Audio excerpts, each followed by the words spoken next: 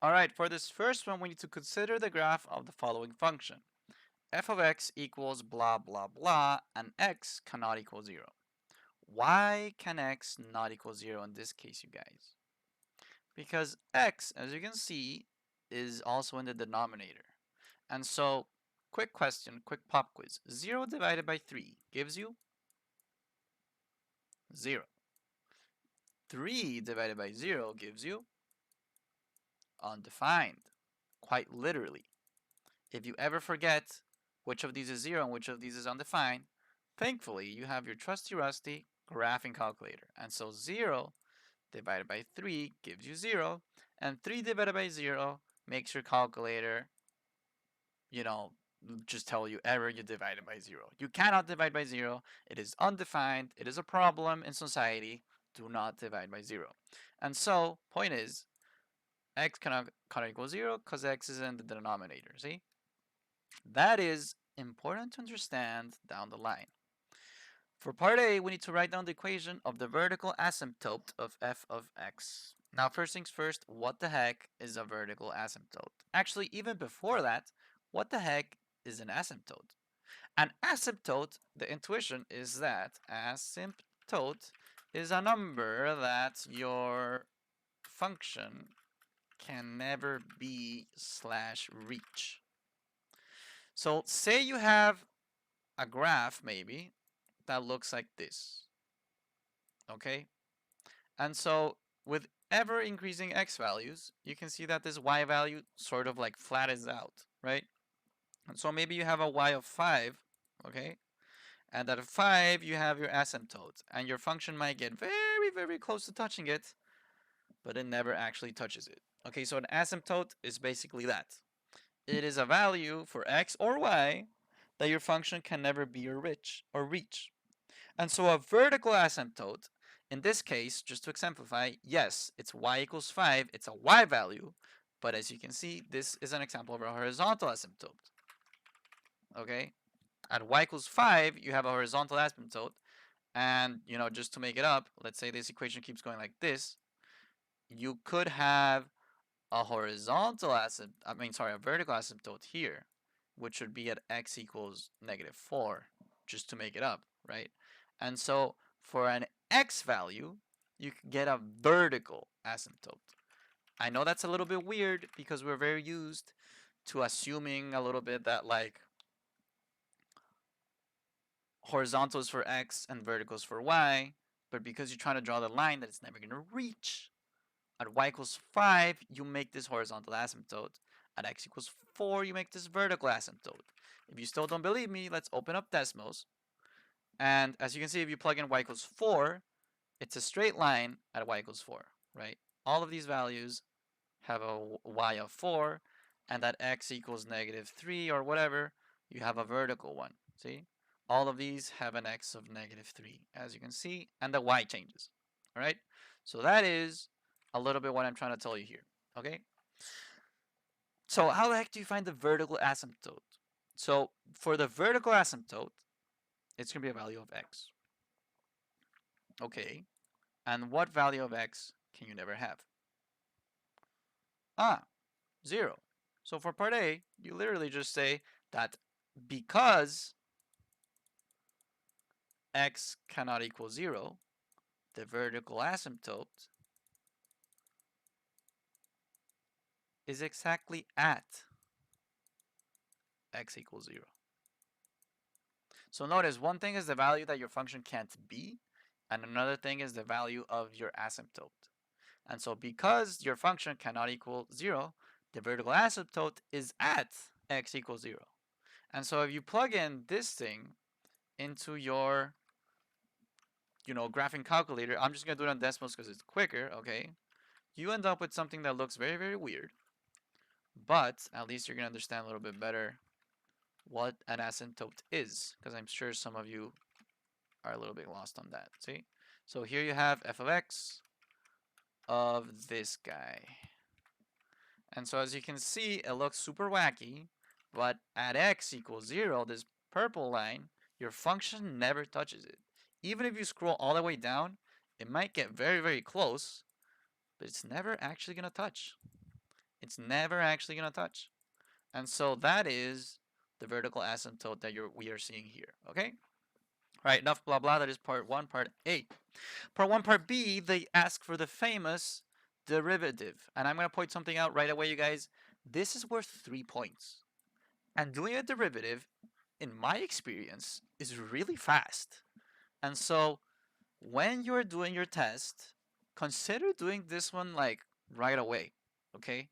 Always do what you feel better about first, and really consider that the derivative problems tend to give you like more bang per buck. They tend to give you more points per minute. All right, that's all I'm trying to say. It's a good test taking strategy. Do what you feel good about first and do the quick points first. Okay, no one says you have to do this test in order. Nobody cares. Okay, so just do the derivative. It's pretty fast. Now, the derivative at the IB AISL level, if you write derivative in your formula booklet, you're gonna find one for SL, which is the exponent one, and a shit ton for HL, which we don't care about and we can laugh at them for being HL. Okay. And so for now you have the exponent one. See? Now I can tell you to look at this and to find the derivative using the formula. See? Now I think it's very important to understand intuitively what's happening. So guys, really focus on this n. N is on the exponent. And what does n do? N does two things. The first thing it does, I'm going to put it in blue. It's going to multiply in front. And the second thing it does, which I'm going to put in orange, is that you do n minus 1.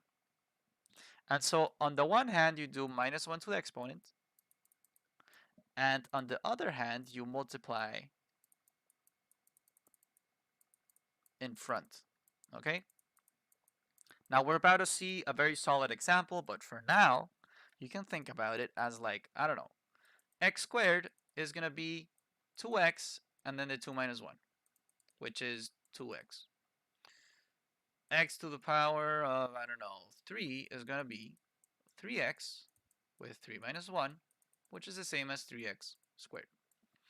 Guys, that's it. That's literally it.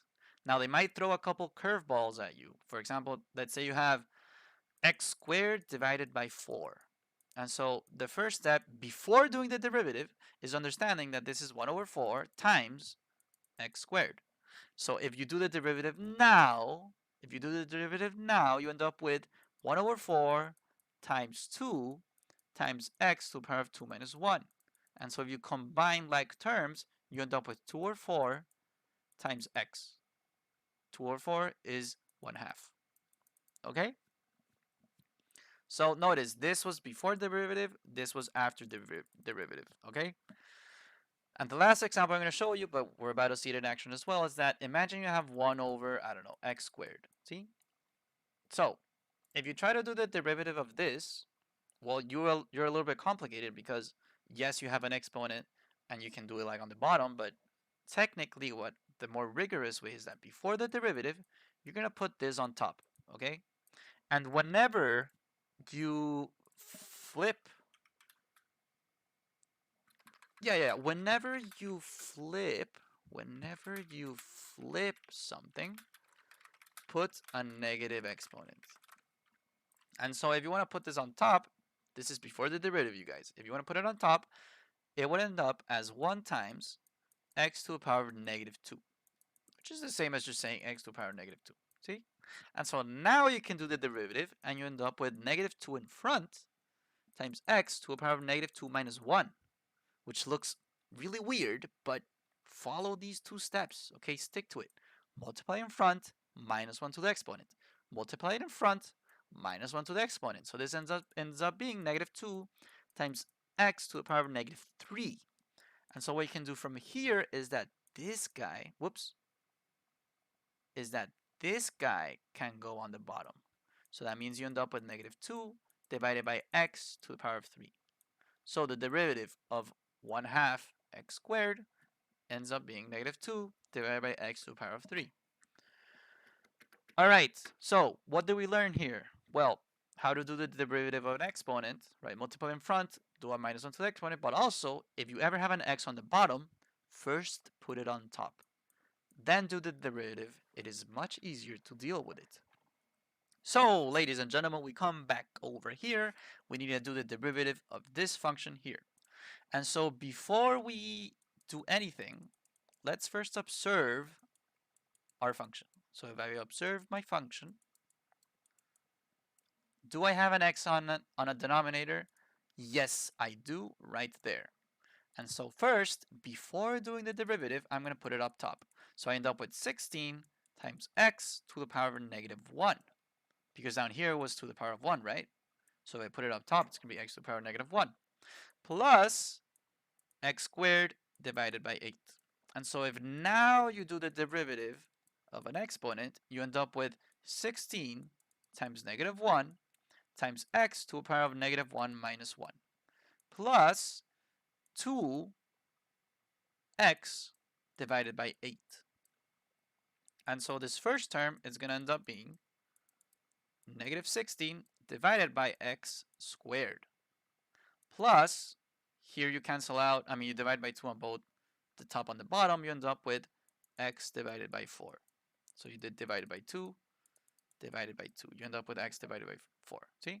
So that is the derivative of f of x. And as you can see, it was super fast. I just needed to maybe explain a little bit the rules of derivative. See? But now that you understand it, now that you understand the flipping thing, now that you have the rule of thumb that, yo, if it's on the bottom, put it up top first, this is very fast, okay? Very fast and generally very easy, okay? Yeah. If you want to follow the mark scheme like to the to to like very in a very detailed manner, they leave the x on top. So they leave 16x x to the power negative 2 plus x divided by 4. So if you're looking at the mark scheme and you're saying, yo, it's not the same, it is the same, just that we put the x back on the bottom, they didn't. Does it matter for your score? No. Okay? The real part of your score is understanding and doing these two things. If you do these two things, you're going to get your score. Okay?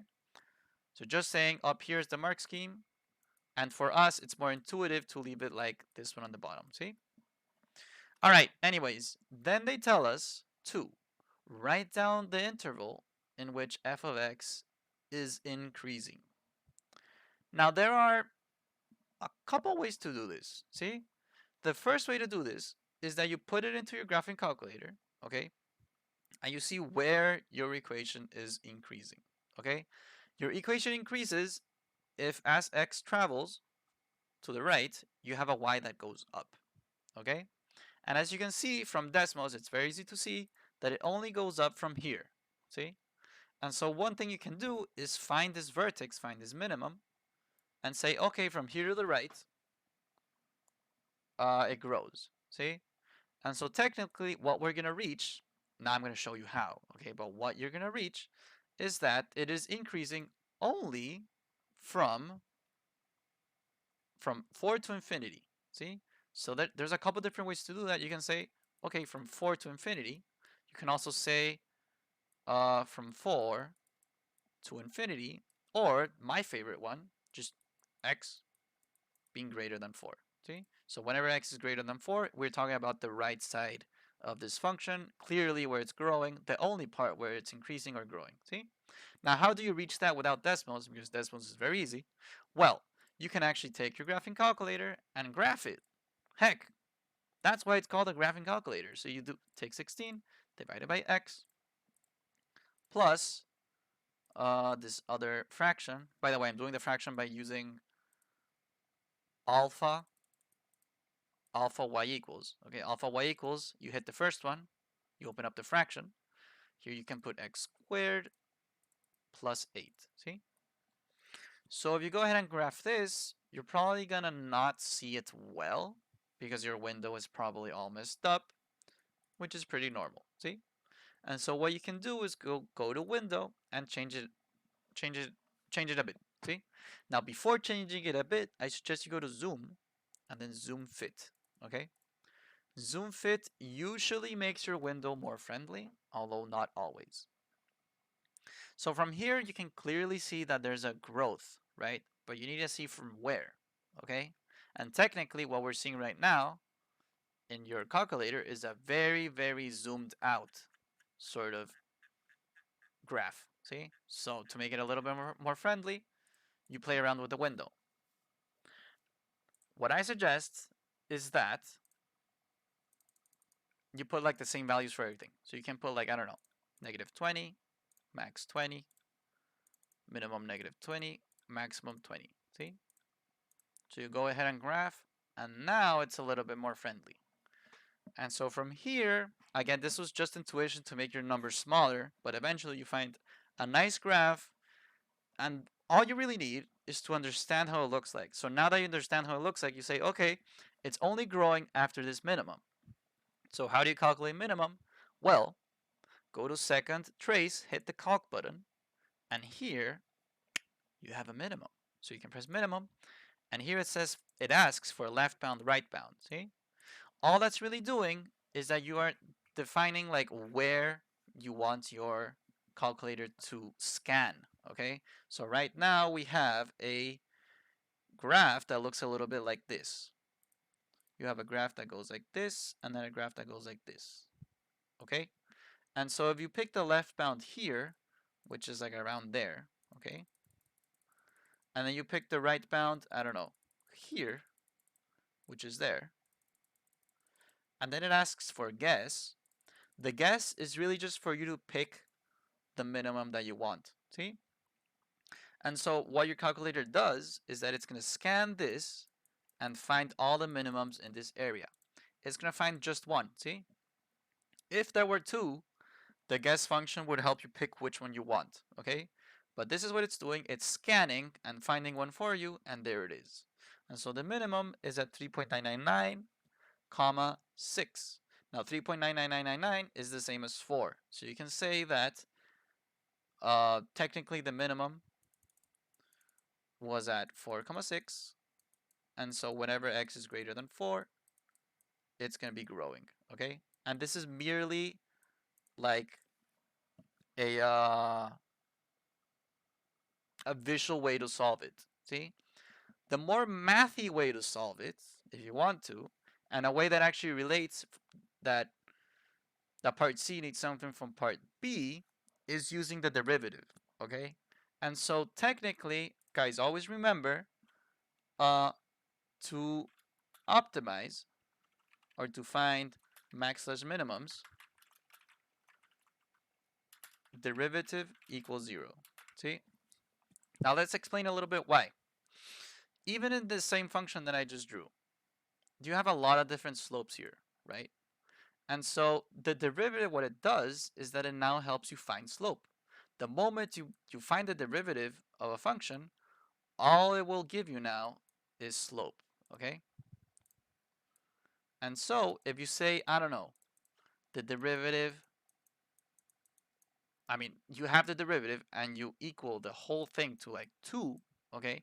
You're going to be asking your function, where's my derivative 2? And so what you're going to get is that the slope of 2 is around here, right? Because it's positive, it's growing. The slope of 2 is around there, and you're going to get the x value where the slope is 2. Ah, and so the maximum or minimum has a slope of what? It has a slope of 0. Kapow, look at that. So a slope of 0 gives you the max or min, okay? And as you can see in any graph, imagine a graph that looks like this, okay? Notice all the maximums and minimums, okay? Notice all of them. And notice how the values next to them behave. For example, here, entering to the left, you have negative, negative, negative, negative. It's going down. You have the vertex, or you have the minimum, boom, it starts growing. And until the next vertex, boom, it starts decreasing. And until the next vertex, boom, it starts growing. And until the next vertex, boom, it starts decreasing. And until the next vertex, boom, it starts growing. And so on and so forth. Why is it important to know this? Because if you were trying to find where it is increasing, all you have to do is find one of these maximums or minimums and say, okay, from here to the right, it's going to be growing. Or maybe you have a graph that's the other way around, right? That looks like this. You're going to say, oh, okay, so here it's increasing. And from there forward, it's just going to decrease, okay? Point is, maximums or minimums can help you identify where your thing is increasing. And so what you can do is that you can take this derivative and equal it to 0 and get an x value from there. Now that is a little bit harder in this case, but in other cases it's actually faster, see? Or if you don't like the graphing calculator and you find that playing around with the window is super hard or it's very time consuming, you might find that this is quicker. So let me show you how you would do it. You're going to take your derivative, you're going to equal it to 0, see? So basically on this step, you're saying when the slope is 0, when the slope is 0, what is x? Okay, that is the main idea. When the slope is 0, what is x? That is what you're doing here. And so when the slope is 0, what is x? Here's my function for derivative, okay? So from here, you need to solve for x, see? Now solving from x here is pretty annoying, okay? There's not always like a straightforward sort of way to do it. The quickest way I see, although it's pretty big brain, but the quickest way I see is that right now you're very annoyed by having an x squared on the bottom. So what we can do is multiply everything by x squared. So you multiply everything by x squared, you end up with 0 equals negative 16, because you get rid of this with this, plus x cubed divided by 4. You can do plus 16 to both sides. You end up with 16 equals x cubed divided by 4. You want to get rid of this 4, right? So you can do times 4 to both sides. This goes away with this. You end up with 64 equals x cubed. Now, to get x cubed, you have to do square root. To get rid of any exponent, you do square root. So you do square root, but not the normal one, the square root with a little 3 on top. See? And so you do a square root with a little 3 on top. This goes away with this. You end up with x equals square root 64 with a little 3 here. See? And so how do you do that in your calculator? You gotta go to the button math. You gotta scroll down, and here you have a 3 with your square root. See? And you plug in 64, and there it is. You get 4. Now let's understand for a moment what this actually did. What this did is that, well, first of all, you found the 4, the same 4 as before, right? You found this 4 here for x, okay? You found this 4 here for x, and that can basically tell you, okay, there's the minimum. So from here to the right, it's going to be increasing, see? Now, you also have to find out if it's a minimum or maximum, so graphing is probably the ideal, okay? But anyways, if you want to be hardcore and do it with derivatives, this is one way to do it. I'm just pointing it out, okay?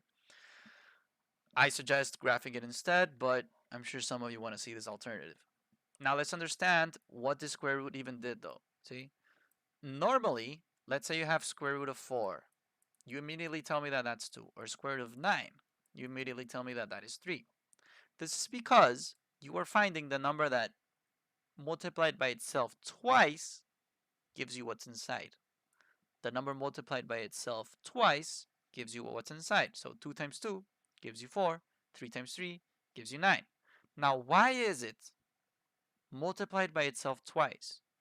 Because your square root has a little 2 over here that's hidden, that you're not writing but is always there. Okay, this is no different than if you have, I don't know, 3 squared plus 2x plus 5, okay? You're not writing that x is to the power of 1 because it's implied, because it's obvious, okay? For square roots, it's the same. There's always a 2 hidden, and that tells you, okay, which number multiplied by itself twice gives you 4? Which number multiplied itself twice gives you what's inside? 9. And so the moment you face this, which number multiplied by itself 3 times gives you 64? 4 times 4 times 4 gives you 64. Because you end up with 4 times 4, 16. 16 times 4 gives you 64. And so 3 square root 64 equals 4. All right, you guys. That was a pretty long explanation, especially for part C.